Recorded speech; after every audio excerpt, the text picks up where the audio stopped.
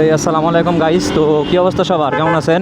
আশা করি সবাই ভালো আছেন। তো আজকে আমরা বের হয়েছি জয়পুরহাট কিছু ভাই বাদাদের নেওয়ার লাইগা। হ্যাঁ, তো আজকে আলতাটিকে একটা ইফতার পার্টির আয়োজন করছি। তো জয়পুরহাটে কিছু ভাই বাদার আছে, ওদেরকে নিয়ে একবারে সোজা আলতাটিকে চলে যাব।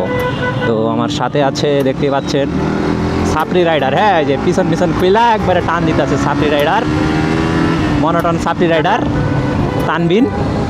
তো এরা নিয়ে এসে বেরিয়েছি। সামনে আমাদের 3 জন আছে ভাই বাদার। তো বাস স্ট্যান্ড থেকে ওদেরকে রিসিভ করে আর কি আলতাটিকে যাব। তো মাঝপথে অনেকজন আছে, মনে করেন 15-20 জন মতো। হ্যাঁ, 15-20 জন মতো নিয়ে আলতাটিকে আজকে ইফতার পার্টি একটা দিব। তো সবাই সাথে থাকেন। তো ওদের সাথে কথা হইলো, ওরা নাকি সামনে আছে, দেখা যাক।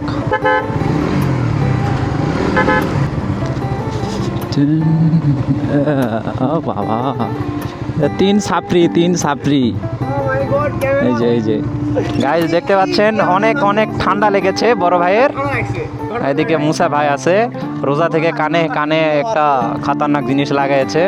আর এদিকে রোজা থাকে এই যে চশমা, সানগ্লাস। হ্যাঁ, ওয়ালাইকুম আসসালাম।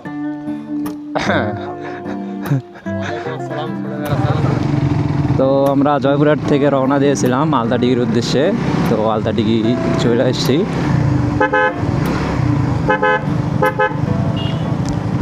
সামনে আর কি ওয়াচ টাওয়ার, ওখানে সাইড করে ইফতারি নেওয়া লাগবে।